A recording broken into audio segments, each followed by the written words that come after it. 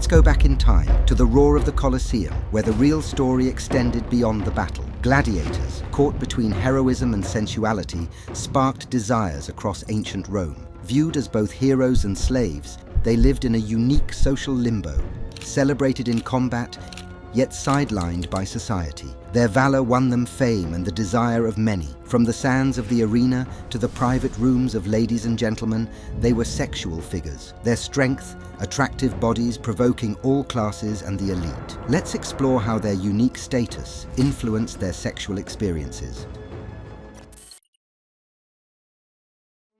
In ancient Rome, the status of gladiators was uniquely complex. Not fully slaves, yet not free, they stepped into the arena by force or by choice, only to be seen as entertainers. Their lives gambled for spectacle rather than respected for their humanity. They had an unexpected role in Roman society's private spheres, where they served not just as fighters, but also as companions. Gladiators could be hired out as male escorts. For gladiators, the arena wasn't the only battleground where they faced loss of autonomy, whether shackled by the chains of slavery or the bonds of voluntary servitude. Control over their own bodies often eluded them. This reality extended beyond the bloody sands of the Colosseum. The same physical prowess and imposing presence that made them revered figures in the arena also made them objects of desire outside it. Wealthy patrons, both men and women, sought the company of gladiators, not just for the prestige it could bring, but also for more personal and intimate encounters. As such, the lines between the roles of athlete, entertainer, and escort blurred, with gladiators navigating a delicate balance between fame and subjugation. Emperor Commodus was rumored to have been fathered by a gladiator. According to two Roman historians, Herodian and Dio Cassius, the wife of Emperor Marcus Aurelius, known as Faustina the Younger, was so attracted to a gladiator she saw during a parade of combatants that she actually fell ill.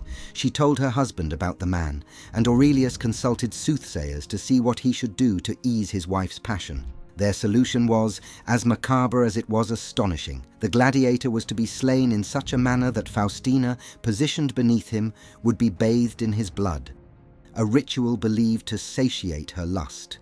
This episode, whether factual or legend, shows the mystical allure attributed to the blood of gladiators, symbolizing the deep-seated beliefs in their extraordinary powers and the raw, untamed sexuality they represented. The narrative takes an even more intriguing turn with their son, Commodus, who ascended to the throne and became known for his preference for the gladiator's life over his imperial duties. Female gladiators were given less armor to show off their bodies. Amidst the sand and blood of the Colosseum emerged a spectacle as rare as it was captivating: the female gladiator, or gladiatrix. Though not as prevalent as their male counterparts, these fierce women carved out their own niche in the gladiatorial world. When they stepped into the ring, it wasn't just their combat skills that drew eyes. Their appearance was meticulously crafted to accentuate their femininity and allure. Clad in loincloths, with their faces and hairstyles prominently displayed for lack of helmets, gladiatrices embodied the ultimate fusion of strength and spectacle. Their battles, often staged at the luxurious gatherings of Rome's elite, became symbols of extravagant entertainment and indulgence.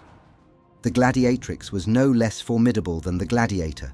Archaeological discoveries, including statues of these warrior women wielding weapons identical to those of their male peers, underscore their prowess and the seriousness with which they approached combat. Gladiator combat was based in erotic beauty. Beyond their tactical prowess and choice of weapons, the physical appeal of the gladiators themselves played a crucial role in their esteem. Indeed, the concept of beauty was intricately woven into the fabric of gladiatorial combat, with the most visually appealing fighters often celebrated above their peers. The selection process for these combats took into account not just the gladiators' ability to fight, but also their physical appearance. This emphasis on aesthetics introduced a layer of eroticism to the spectacle, where the appeal of a gladiator's form could enhance the audience's engagement with the battle. In this context, beauty was not merely superficial, but served to intensify the connection between the spectators and the spectacle, enriching the experience of the combat. This emphasis on physical beauty wasn't just about attracting attention. It highlighted the fragile nature of life. In an environment filled with violence and death, beauty stood out as a vivid reminder of life's delicacy, adding depth to the spectacle. In the arenas of ancient Rome, appreciating a gladiator's looks was as much a part of the excitement as the battle itself, blending beauty and brutality in a way that was intensely compelling. The sweat and blood of gladiators was sold as an aphrodisiac. The essence of gladiators became a sought-after treasure, transcending the mere spectacle of their battles. The sweat of these formidable warriors, esteemed not only for its source but for its perceived virtues, found its way into the homes and routines of Roman citizens, as both a luxurious perfume and a coveted beauty treatment. Remarkably, this sweat was so valued that it was collected and preserved in pots, turning into treasured souvenirs that held the essence of the arena's might. Even more intriguing was the use of gladiator blood, which ventured into the realms of the mystical as an aphrodisiac. In a ritual that bridged the gap between life and death, love and battle, a young bride might find her hair delicately parted by a sword drenched in the lifeblood of a gladiator. This act was believed to ensure a prosperous and fruitful marriage, intertwining the fate of the newlyweds with the valor and strength of the fallen warrior. As we wrap up our exploration of the enigmatic world of gladiators, we invite you to continue your journey with us into the depths of history's most peculiar phenomena. From the unexpected to the unbelievable, there's a wealth of strange yet true stories waiting to be discovered. Don't forget to like and subscribe. I'll see you in the next video.